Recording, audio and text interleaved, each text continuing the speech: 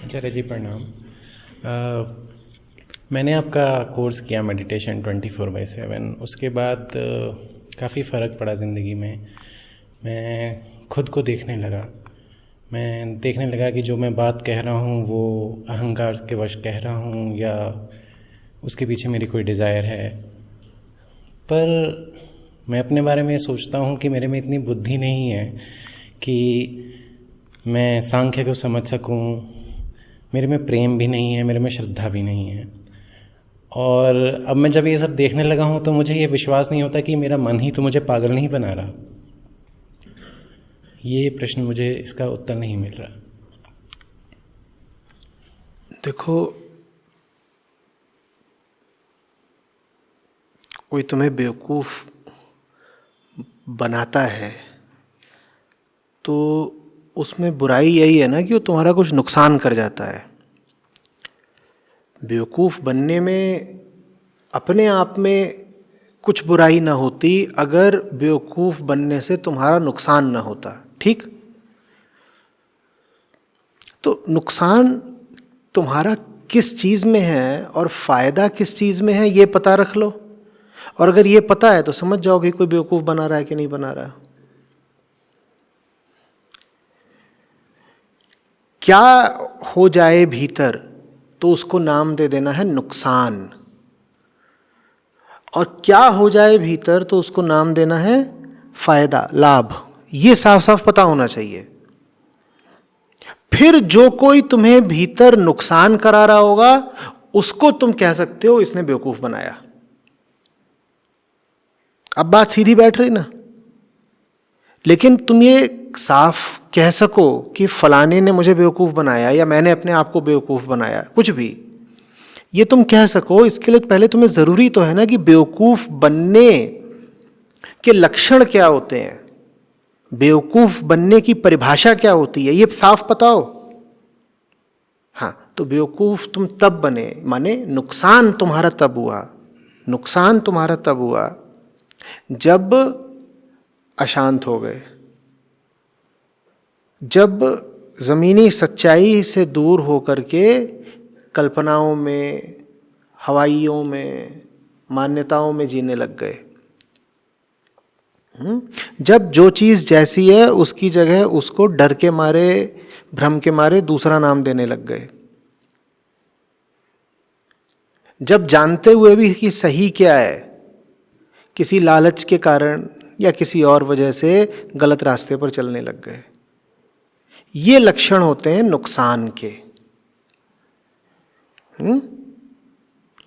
जैसे लोग होते हैं उनको देख करके मैं नुकसान के अलग अलग तरीके के लक्षण बोल देता हूं।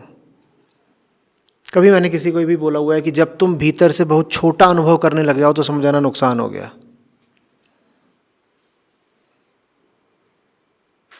जब तुमको ये बता दिया जाए कि तुम छोटे हो और बड़े कभी हो भी नहीं सकते, और जितने तुम छोटे हो उसी के भीतर कहीं अपनी खुशी ढूंढ लो, तो समझ लेना कि नुकसान हो गया, माने उस बात को मानने में नुकसान हो।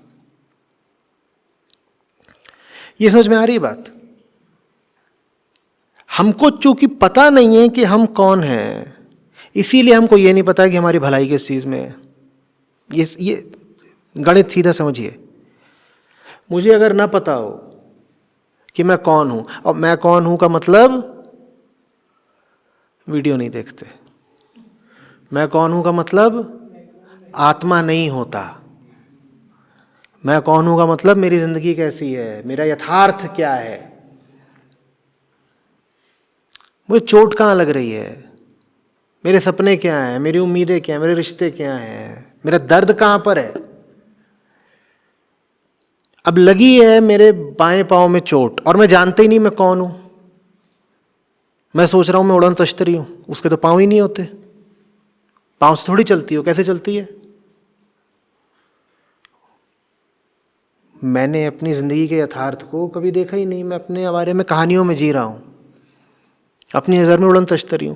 चोट लगी है मेरे पांव में और कोई आकर के मेरे कान में दवाई डालने लगे, क्या मैं बोल पाऊंगा कि मुझे बेवकूफ बना रहा है? क्या मैं बोल पाऊंगा? मैं क्यों नहीं जान पाऊंगा कि इसने मुझे बेवकूफ बना दिया? मैं क्यों नहीं जान पाऊंगा कि इसने मुझे बेवकूफ़ बना दिया? क्योंकि मैं जानता ही नहीं कि मुझे दर्द कहाँ हो रहा है। मैंने अपने आप को अपने बारे में कोई कहानी सुना दी है। मैं हकीकत से, यथार्थ से परिचित रूबरू हूं ही नहीं। तब आपको कोई बेवकूफ़ बना सकता है, नहीं तो कोई कैसे बना देगा? अगर आपको पता है आपके बाएं पांव में चोट लगी है, तो आप थोड़ी बर्दाश्त करोगे कि वो आपकी पीठ पे मलहम लगा रहा है, या करोगे? ये समझ में आ रही है बात?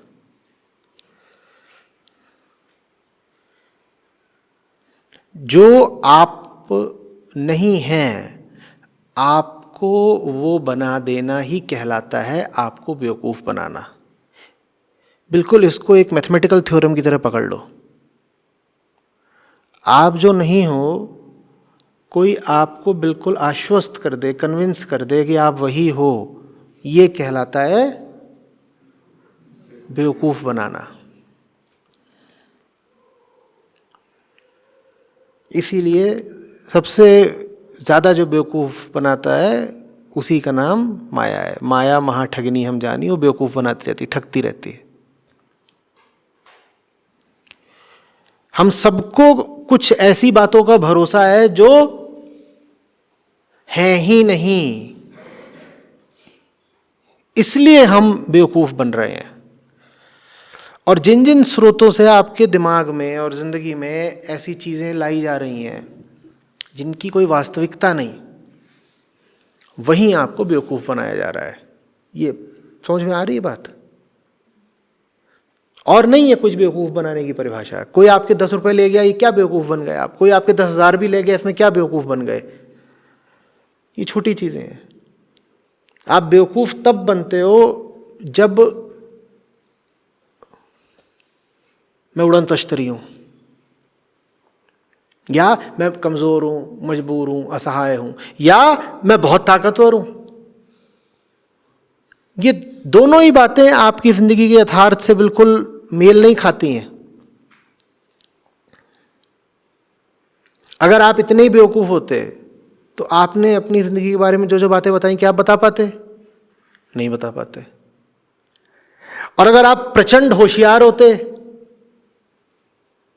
तो आप जिन चीज़ों को कह रहे हैं कि समझ नहीं पाते, सांख्य योग हो, भक्ति का दर्शन हो, क्या आप उनके बारे में अनभिज्ञ होते? वो भी नहीं होते। तो वो भी बेवकूफ़ है जो कह रहा है कि मैं बेवकूफ़ हूँ, वो भी बेवकूफ़ है जो कह रहा है कि मैं तो बड़ा होशियार हूँ।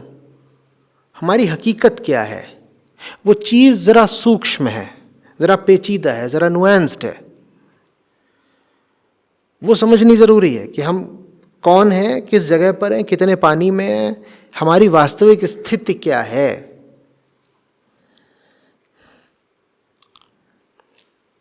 आप समझ रहे हो? और इसलिए वो जो धारा के साथ हम बहते रहते हैं वो बड़ी खतरनाक बात है। समझो क्यों?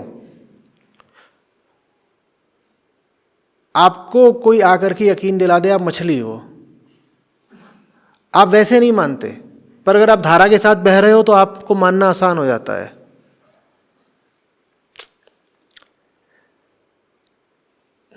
आपको कोई आके यकीन दिलाए आप चूहे हो, आप मानोगे नहीं? नहीं मानोगे ना। लेकिन अगर आपको कंडीशन कर दिया जाए किसी चूहेदानी में रहने के लिए, तो फिर तो मान लोगे ना कि आप चूहे हो। तो जो हमारी पहचानें होती हैं, जो हमारी आइडेंटिटीज़ होती हैं, वो हम तक ज़रा परोक्ष, इनडायरेक्ट तरीक़ों से आती हैं। क्योंकि कोई सीधे ही सीधे बोल देगा तुम चूहे हो तो बात अपमान की हो जाएगी, कौन मानेगा? तो कोई हमसे नहीं आता सीधे सीधे मुंह पर बोल के ये मनवाने कि तुम चूहे हो। वो क्या करते हैं? वो हमें रहने के लिए चूहेदानियाँ दे देते हैं। फिर वो धीरे से आकर के बोलते हैं कि देखो पूंछ भले ही नहीं है पर तुम जानते हो ना तुम कौन हो। फिर तुम अपने मुंह से खुद ही बोल देते हो मैं तो चूहा हूँ, क्योंकि तुमने अपनी हालत देख ली है। ये बनाएगा बेवकूफ़।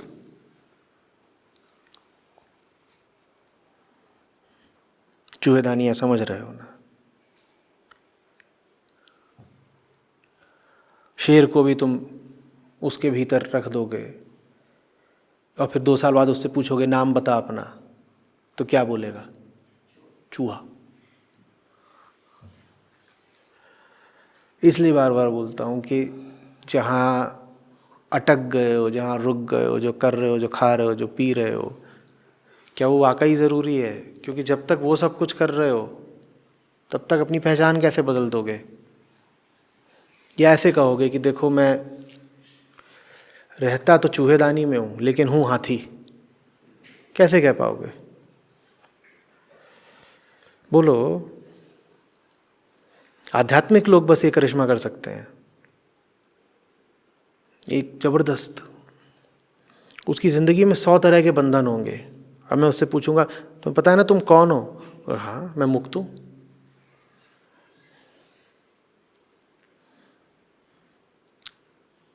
मैं मुक्त हूँ।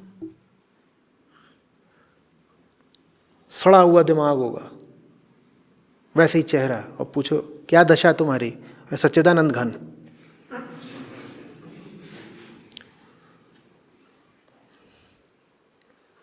कुछ झूठ ऐसे होते हैं जिन्हें आम आदमी बोल ही नहीं सकता। उसके लिए कोई आध्यात्मिक सूरमा ही चाहिए। उस हद की बेईमानी सिर्फ कोई आध्यात्मिक आदमी ही कर सकता है।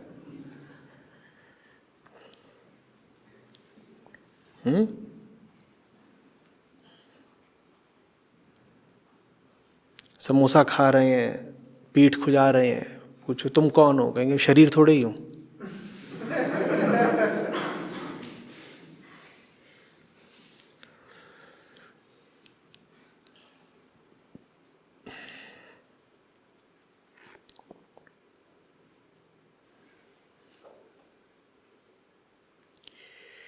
समझ आ रही है बात?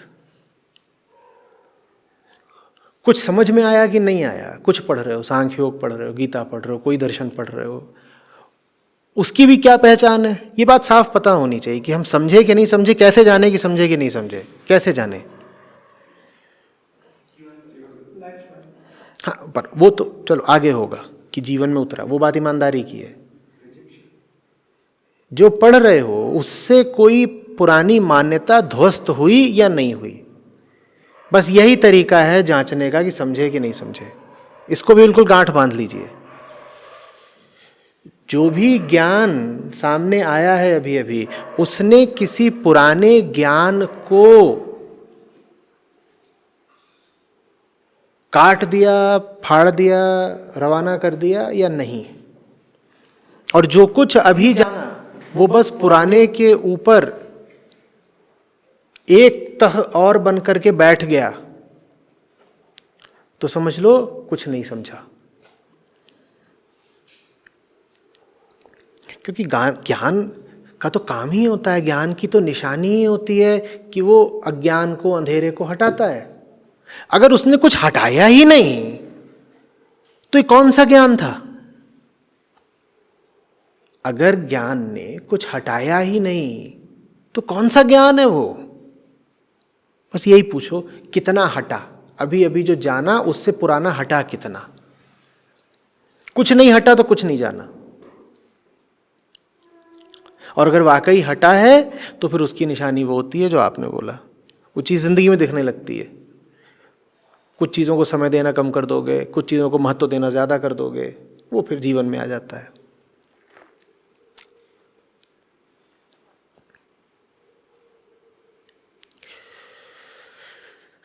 ठीक है, समझ रहे हैं?